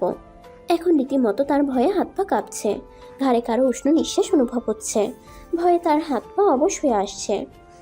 কিন্তু তাকে ভয় পেলে চলবে না, যেভাবেই হোক রুম থেকে বের হতে হবে। ইচ্ছে এবার তার হাতের কোনোই দ্বারা আঁকড়ে ধরা ব্যক্তিটাকে আঘাত করে নিজেকে ছাড়ানোর চেষ্টা করতেই বিপরীতে থাকা ব্যক্তি কুঁকড়ে উঠল। এভাবে বুঝি কেউ তার বরকে আঘাত করে? ইহানের কণ্ঠ শুনতেই ইচ্ছে চমকে উঠে বসল। সত্যি ইহান তার সামনে। ইচ্ছে যেন বিশ্বাস করতে পারছে না। আঘাতটা ইহানের বুকে লেগেছে, বেশ জোরেই লেগেছে। ব্যথায় বুক চেপে চোখ মুখ কুঁচকে রেখেছে ইহান। ইচ্ছের খারাপ লাগলো, না বুঝেই সে অনেক জোরে আঘাত দিয়ে ফেলেছে ইহানকে। ইচ্ছে ব্যস্ত হয়ে ইহানের কাজ ঘেঁষে বসলো। দেখি কোথায় লেগেছে। আমি সত্যিই সরি, বুঝতে পারিনি এটা আপনি ছিলেন। ইচ্ছের চোখের দৃষ্টি চঞ্চল, চোখে মুখে ভয় স্পষ্ট। ইহানের ব্যথা পাওয়া নিয়ে সে খুবই আহত, সেটাই ইহান বুঝতে পারল। তাই সে আরও এক ধাপ এগিয়ে অভিনয় করতে শুরু করলো। বুকে খুব লেগেছে ইচ্ছে, খুব যন্ত্রণা হচ্ছে। এবার বেঁচে গেলেও পরবর্তীতে এমন হলে হয়তো আর বেঁচে থাকতে পারবো না। ইচ্ছের মুখে আদার ছেয়ে গেল, চোখে জল ধারা নামতে লাগলো। কি সব বলছেন আপনি? অনেক কষ্ট হচ্ছে। দাঁড়ান, আমি ডাক্তার আনার ব্যবস্থা করছি। ইহান ইচ্ছের হাত ধরে আটকালো। ডাক্তারের চিকিৎসা করতে পারবে না ইচ্ছে, এর চিকিৎসা কেবল তোমাকে দিয়ে সম্ভব। ইচ্ছে কিছু না বুঝতে পেরে ইহানের মুখের দিকে চেয়ে রইল। ইহানের এই জটিল কথা তার বোধগম্য হলো না। ইহান বুঝলো ইচ্ছে তার কথার মানে বুঝতে পারেনি। আমায় একা রেখে চলে আসে আমি খুব আহত হয়েছি ইচ্ছে। ইচ্ছের চোখে চোখ রেখে বলল ইহান। মুখের বাঁ পাশে হাত রেখে ইশারা করে বলল, এখানে খুব যন্ত্রণা হয়েছে, পুড়ে গেছে ভেতরটা, তবে অঙ্গার হয়ে যায়নি, কিছুটা বেঁচে আছে যা কেবল তোমার সংস্পর্শে আবার পুরোপুরি বেঁচে উঠবে। ইচ্ছে এবার ইহানের কথার অর্থ বুঝলো। ইহানের কথা শুনে মনে মনে খুশি হলেও পরবর্তীতে তার করা অবহেলাগুলো মনে পড়তে নিমিষে সে খুশি মিলিয়ে গেল। না, সে মানবে না। এত সহজে কেন সে মেনে যাবে? কম কষ্ট দিয়েছি নাকি তাকে ইহান? সব কষ্ট সুদে আসলে ফেরত নেবে সে। এতদিন ইহান তার নরম মনটা দেখেছে, এবার সে তার কঠিন রূপটাও দেখবে। বদ লোকটাকে শায়েস্তা করবে সে। জানেন তো ইহান, আমার জীবনের প্রথম প্রেম, প্রথম ভালোবাসা দুটোই আপনি। প্রথম দেখাতেই প্রেমে পড়েছিলাম আপনার। তখন হয়তো ভালোবেসে উঠতে পারিনি, তবে ভালো লাগা আর নাম না জানা নতুন অনুভূতির সাথে পরিচিত হয়েছিলাম। আপনি যখন কথা বলতেন আমি চেয়ে চেয়ে দেখতাম। আপনার কথা বলার স্টাইলটা আমার খুব ভালো লাগতো, এখনও লাগে। কথায় আছে, যাকে ভালো লাগে তার দোষগুলো নাকি ভালো লাগে। প্রথম থেকেই আপনি আমার সাথে খুব একটা কথা বলতেন না, তবে যতটুকু বলতেন হাসি মুখে বলতেন।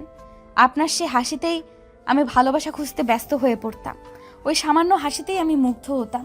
তবে যত দিন বাড়তে লাগলো আমার সাথে আপনার কথা বলার পরিমাণও তত কমে আসতে লাগলো। আস্তে আস্তে আমার মনে হলো আপনি আমার উপর বিরক্ত হন। শুধু বিরক্ত না, প্রচণ্ড রকম বিরক্ত হন।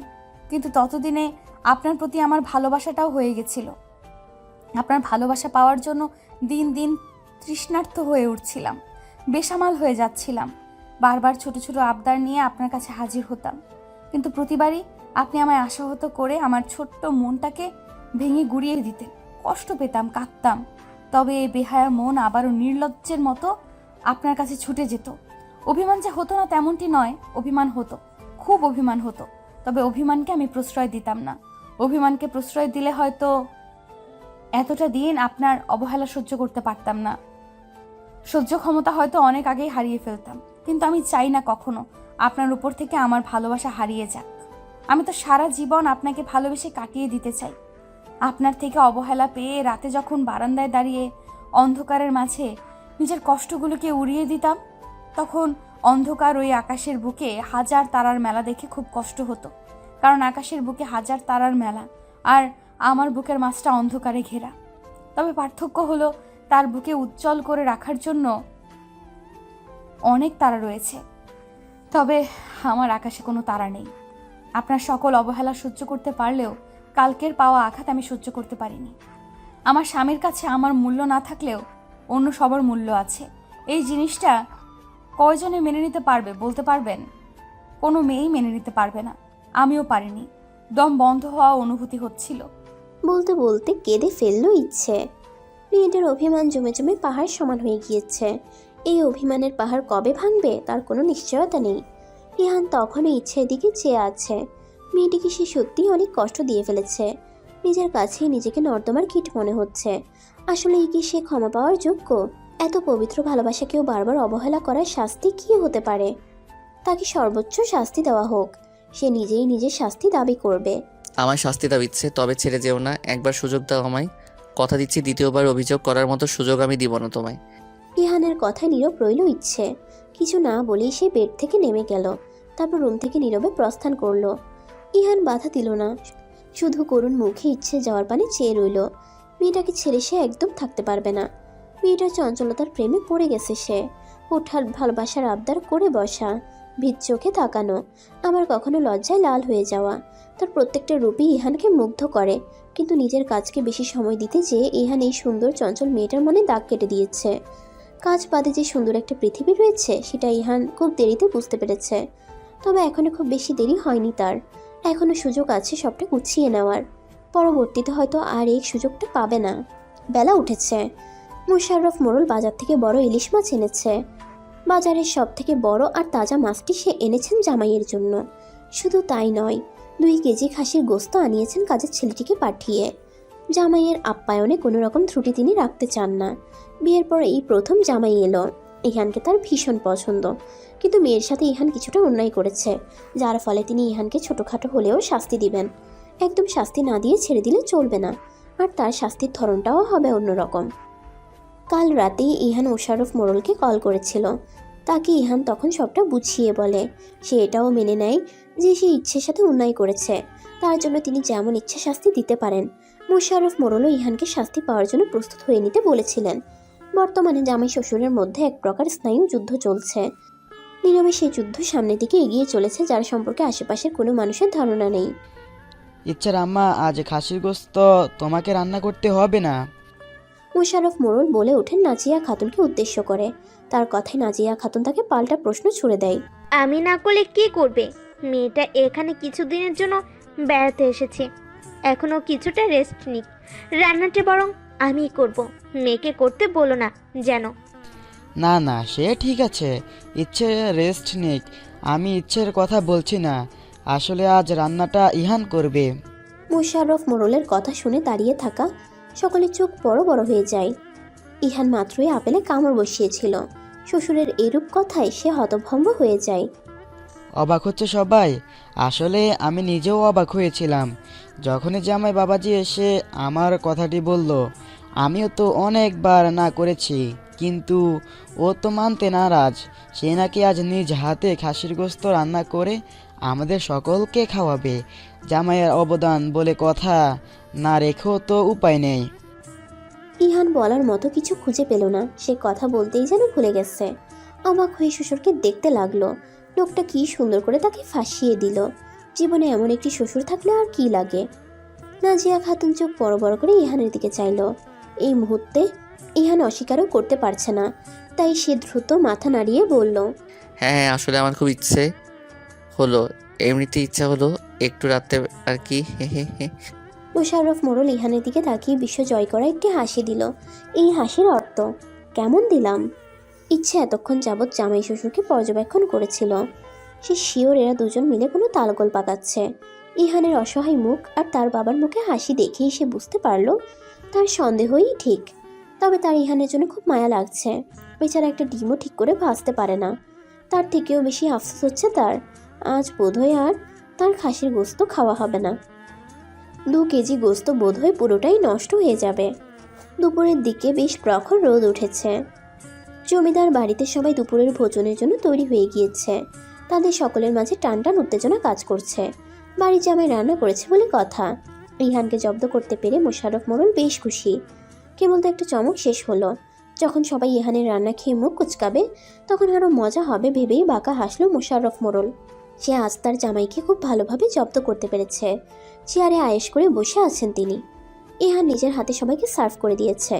রান্নার চেহারা দেখে সেটাকে খুবই সুস্বাদু লাগছে। মোশাররফ মোড়লের প্লেটে বেশি করে মাংস দিতে গেলে মোশাররফ মোড়ল বলে উঠলেন, না না জামাই, এত দিও না, এই এক টুকরোই যথেষ্ট। আমি আবার গোস্ত বেশি একটা পছন্দ করি না। শ্বশুরের কথায় ইহান বাঁকা আসলো। শ্বশুর মশাই, আপনার কথাই তবে থাকলো, পরবর্তীতে চাইলেও কিন্তু আমি আপনাকে আর দিব না। ইহানের কথায় মোশাররফ মোড়ল মনে মনে হাসলেন। মনে মনে বলতে থাকলেন, কি যে রান্না করেছো আল্লাহ মাহমুদ জানেন। এই এক টুকরো আমি শেষ করতে পারবো কিনা সেটাই সন্দেহ, তারপর তো আবার চেয়ে নেওয়া। তবে ইচ্ছে খুব খুশি মনে মনে। বেশ কয়েক টুকরো মাংস নিজের প্লেটে তুলে নিল। তার বরের হাতের রান্না সে না খেলে হবে? ভালো হোক কিংবা খারাপ, সে আজ এই গোস্ত দিয়েই ভাত খাবে। প্রথম লোকমা গালে দিতেই সবাই চোখ বড় বড় করে ইহানের দিকে চাইল। তা দেখে ইহান বৈশাচিক আনন্দ পাচ্ছে। সে শুধু মোশাররফ মোড়লের এক্সপ্রেশন দেখতে চাচ্ছে। সবার এমন চোখ বড় বড় করে তাকানো দেখে মোশাররফ মোড়লও খাবার গালে তুলে নিলেন। তার চোখ ছানা বড়া। ইহানের দিকে চাইতেই ইহান তাকে চোখ টিপ দিল, যার অর্থ আমিও কম নই। আসলে ইহান রান্না পারে না, এটা পুরো একটি ভুল কথা। ইহান খুব সুন্দর রান্না পারে। সে যখন লন্ডনে থেকে পড়াশোনা করেছিল তখন সে একা রান্না করে খেত। তবে দেশে ফেরার পর থেকে রান্নার প্রতি টান উঠে গিয়েছিল। যে কারণে সে রান্না পারে এটা আজ অবধি কেউ জানতে পারেনি। মোশাররফ মোড়ল তাকে রান্নার কথা বললে সে মনে মনে খুশি হয়, তবে বাহিরে তা প্রকাশ করে না। সে এমন একটা ভাব নেয় যেন সে যুদ্ধ করতে যাচ্ছে। খাওয়া দাওয়া শেষে ইহান যায় মোশাররফ মোড়লের কাছে। ডিয়ার শ্বশুরমশাই, চ্যালেঞ্জ তো জিতে নিলাম, এবার আপনার কথা রাখার পালা। আমি কালই ফিরে যেতে চাই, অবশ্যই ইচ্ছেকে সাথে নিয়ে। এখন ইচ্ছেকে ম্যানেজ করার দায়িত্ব আপনার, এমনটাই কিন্তু ছিল শর্তে। কিছুক্ষণ দুজন চুপচাপ দাঁড়িয়ে রইল। হঠাৎ করে মোশাররফ মোড়ল ইহানকে বুকে জড়িয়ে নিলেন, কেঁদে দিলেন তিনি। আমার মেয়েটাকে আর কখনো কষ্ট পেতে দিও না বাবা। আমি আর কয়দিনই বা আছি, সারাটা জীবন পাশে থেকো, ভালোবেসে যত্ন করে আগলে রেখো। বড্ড ছেলে মানুষ মেয়েটা আমার। ইহানের চোখে পানি চলে এলো। সেই ছেলের সাথে সাথে নিজের বাবা মায়ের সমতুল্য শ্বশুর শাশুড়িকে পর্যন্ত কষ্ট দিয়ে ফেলেছে। কথা দিচ্ছি বাবা, আর কখনো কষ্ট পেতে দিব না ইচ্ছাকে, অতি যত্নে আগলে রাখবো। এই শেষবারের মতো বিশ্বাস করতে পারেন আমায়। আপনার এই বিশ্বাস আমি ভাঙবো না ইনশাল্লাহ। ইচ্ছে রুমে আছিস মা? বাবার কণ্ঠ শুনে বারান্দা থেকে রুমে ফিরে এলো ইচ্ছে। হ্যাঁ বাবা, ভেতরে এসো। মোশাররফ মোড়ল ভিতরে আসেন, বিছানায় বসে মেয়েকে পাশে ডাকেন। ইচ্ছে বাবার পাশে এসে বসে। মোশাররফ মোড়ল পরম স্নেহে মেয়ের মাথায় হাত বুলিয়ে দেয়। একটা দরকারি কথা বলতে এসেছিলাম। বলো বাবা, আমি ফ্রি আছি, সমস্যা নেই। মোশাররফ মোড়ল হাসলেন। মেয়েটাকে সে খুব ভালোবাসেন, তার কলিজার একটি অংশ তার মেয়ে। ইহানের ব্যাপারে কিছু ভেবেছ? বাবার কথায় ইচ্ছের মুখ মলিন হয়ে গেল। সে বুঝতে পারছে না উত্তরটা ঠিক কী দিবে। তার মন চাইছে ইহানকে ক্ষমা করে দিতে। আমার মনে হয় তোমার ইহানকে একবার সুযোগ দেওয়া উচিত। সে যেহেতু তার ভুল শুধরে নিতে চাইছে, সেহেতু তাকে তার ভুল শুধরে নেওয়ার একটা সুযোগ অবশ্যই দেওয়া উচিত। ইচ্ছে এবারও নীরব রইল। দেখো মা, আমি তোমায় জোর করছি না, তুমি যেটা চাইবে অবশ্যই সেটাই হবে। আমি শুধু তোমাকে বোঝালাম, এবার সিদ্ধান্ত তোমার হাতে। আমি তার সাথে যেতে চাই বাবা। মেয়ের কথায় হাসি ফুটে উঠল মোশাররফ মোড়লের। মেয়েটা তার অল্পতেই বুঝতে পারে। আচ্ছা, তবে তৈরি হয়ে থেকো, ইহান হয়তো রাতেই রওনা হবে। আবারও মেয়ের মাথায় হাত বুলিয়ে তিনি কক্ষ থেকে বেরিয়ে গেলেন। ইচ্ছের মুখেও প্রশান্তির হাসি। আজ নদীর পাড়টা কেমন নির্জীব পড়ে আছে। এক ব্যর্থ প্রেমিকের চোখের পানি হয়তো তাকেও আহত করেছে। হাসান চোখ বন্ধ করে পানিতে পা ভিজিয়ে বসে আছে। এমন সময় সে আর ইচ্ছে এখানে বসে এভাবেই পা ভিজিয়ে নানান গল্প করত। সেই মধুর সময়গুলো বড্ড মনে পড়ছে তার। আজই হয়তো এই গ্রামে তার শেষ দিন। আর কবে ফিরবে তার কোনো নিশ্চয়তা নেই। সে ইচ্ছের থেকে পালিয়ে বেড়াচ্ছে। ইচ্ছের ওই চোখের দিকে তাকিয়ে সে হয়তো তার মনের অবাধ্য অনুভূতি ধরে রাখতে পারবে না। হাসানের চোখের সামনে আজ সকালে দৃশ্যপট ভেসে উঠল। মোশাররফ মোড়লের থেকে হাসান ইহানের ব্যাপারে সবটাই জেনেছে। ইচ্ছে আর ইহানের মিল হয়ে গেছে ভেবে সে সিদ্ধান্ত নিয়ে নেয় ফিরে যাওয়ার। সকালে সে ইচ্ছেদের বাড়িতে গিয়েছিল ইচ্ছের থেকে বিদায় নিতে, কিন্তু বাড়ির সদর দরজায় দাঁড়াতেই তার চোখ যায় ছাদে বসে থাকা কপতির দিকে।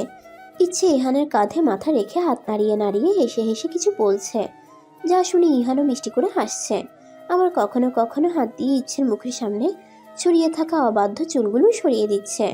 তাদের দেখেই বোঝা যাচ্ছিল দীর্ঘ এক বিরহের পর তারা মিলিত হয়ে খুবই আনন্দে সময় পার করছে। হাসান কিছু সময়ের জন্য থমকায় ইচ্ছের ওই হাসি মাখা মুখ দেখে, কিন্তু পরক্ষণেই চোখ সরিয়ে নেয়, কারণ অন্যের অর্ধাঙ্গিনীর রূপে মুগ্ধ হওয়ার অধিকার তার নেই। সে আর যায়নি ইচ্ছে থেকে বিদায় নিতে, ফিরে এসেছিল তখনই। তাদের ভালোবাসার সুন্দর মুহূর্তগুলোতে প্রবেশ করে তাদের বিরক্ত করতে চায় না সে। আধার ঘনিয়ে এসেছে। হাসান উঠে দাঁড়ায়। দীর্ঘ এক নিঃশ্বাস ছেড়ে সে বাড়ির পথে রওনা দেয়। তার ফেলে যাওয়া এই নিঃশ্বাসে ছিল ভালোবাসা হারানোর এক তীব্র বেদনা, ছিল এক বুক ব্যর্থতার গল্প, ছিল এক ব্যর্থ প্রেমিকের কাহিনী, যার সাক্ষী কেবল এই নদী। ইচ্ছে, আমার ওয়ালেটটা কোথায়? বেডের উপর রাখা আছে সব। রান্নাঘর থেকে চিৎকার করে জানালো ইচ্ছে। ইহানের এবার মেজাজ খারাপ হলো। এই মেয়েটা একটুও বুঝে না, সে এখন ইচ্ছেকে একান্তভাবে চাইছে। ইচ্ছে, আমি পাচ্ছি না। ইচ্ছে বুঝলো সে না যাওয়া অবধি কিচ্ছু খুঁজে পাবে না। হাতের কাজটা ইরাকে দেখতে বলে সে রুমের দিকে এগিয়ে গেল। রুমে ঢুকতেই ইহান ইচ্ছের হাত টেনে ধরলো। এত ব্যস্ততা কেন? এবার আমি কাকে বিচার দিব শুনি? ইহানের অভিযোগে ঠোঁট চেপে হাসলো ইচ্ছে। একটু একটু রিভেঞ্জ নিচ্ছি, এই আর কি। ইচ্ছের কথায় ইহান হেসে ফেলল। কপালে উষ্ণ পরশ বুলিয়ে অফিসের জন্য বেরিয়ে গেল। চিন্তিত হয়ে বসে আছে ইহান। এই নিয়ে দুবার বমি করেছে মেয়েটা। বাড়িতে কেউ নেই, সবাই গ্রামের বাড়ি ঘুরতে গেছে। ফিরতে আরও সপ্তাহ খানেক লাগবে। এরই মাঝে ওয়াশরুম থেকে বের হয়ে আসে ইচ্ছে। পরপর দুবার বমি করায় একেবারে ভেঙে গেছে মেয়েটা। চোখে মুখে ক্লান্তির ছাপ। ইহান দ্রুত পায়ে ইচ্ছের পাশে যেয়ে হাত ধরে এনে বেডে বসালো। হঠাৎ কি হলো তোমার? এমন কেন হচ্ছে? ইচ্ছে ইহানের চিন্তিত মুখের পানে চেয়ে হালকা হাসার চেষ্টা করলো। আমি ঠিক আছি ইহান, আপনি ব্যস্ত হবেন না। একটু ঠিক নেই তুমি, আমি নিজ চোখে দেখতে পাচ্ছি। ইহানের কথাকে পাত্তা না দিয়ে ইচ্ছে ইহানের দিকে নিজের গাল এগিয়ে দিল। টুপ করে একটা চুম খান তো। এমন একটি মুহূর্তে ইচ্ছের এমন ছেলে মানুষই দেখে ইহান অবাক হলো। মেয়েটা একটুও বদলায়নি। ইহান আলতো করে ইচ্ছের গালে ঠোঁট ছুঁয়ে দিতেই ইচ্ছে লজ্জায় লাল হয়ে গেল। তা দেখে এখান থেকে চেপে হাসলো। নিজেই আবদার করবে, আবার নিজেই লজ্জায় লাল হয়ে যাবে। ইহানের অবশ্য এই ব্যাপারগুলো খুবই ভালো লাগে। ইহানের জরুরি তলবে গ্রাম থেকে সবাই ফিরে এসেছে। ইচ্ছের বাবা মাও এসেছে। এই মুহূর্তে সবাই ড্রয়িং রুমে ইহানের জরুরি তলবের কারণ জানার জন্য উৎসুক জনতার ন্যায় বসে আছে। তবে ইহানের কোনো খোঁজ নেই। সে 5 মিনিটের কথা বলে বের হয়েছে, কিন্তু এখন পর্যন্ত ফেরেনি। শারমিন বেগম কয়েকবার ইচ্ছের কাছে জানতে চেয়েছিল কী কাহিনী, কিন্তু ইচ্ছে প্রতিবারই কোনো না কোনো ছুতো দিয়ে তা এড়িয়ে দিয়েছে। অবশেষে সকলের অপেক্ষার অবসান ঘটিয়ে ইহানের আবির্ভাব ঘটে। হাতে তার 10 কেজি মিষ্টি। এত মিষ্টি দেখে সকলের মাঝে এক ধরনের চঞ্চলতা শুরু হয়ে যায়। শারমিন বেগম আর জিয়া খাতুন একে অপরের দিকে তাকিয়ে কিছু একটা ইশারা করলে তারা দুজন উঠে ইচ্ছের কাছে চলে যায়। ইচ্ছে তখন রুমে বসে ফল খাচ্ছিল। তাদের দুজনকে দেখতেই সে তাড়াতাড়ি খাওয়া বন্ধ করে দেয়। তারা দুজন ইচ্ছেকে কিছুক্ষণ পর্যবেক্ষণ করে ইচ্ছের উপর চিৎকার করে ওঠে, বজ্জাত মেয়ে, আমাদের ঘরের ছোট সদস্য আসছে, সেটা আমাদের না জানিয়ে তুই কিনা সেটা লুকিয়ে বেড়াচ্ছিস। শারমিন বেগম তো খুশিতে কেঁদেই দিয়েছেন। তিনি ভেবে পাচ্ছে না কিছুদিন বাদে ছোট্ট একটি প্রাণ এ বাড়ির ভেতরে ছুটোছুটি করবে। আদো আদো কণ্ঠে তাকিয়ে দাদু বলে রাখবে।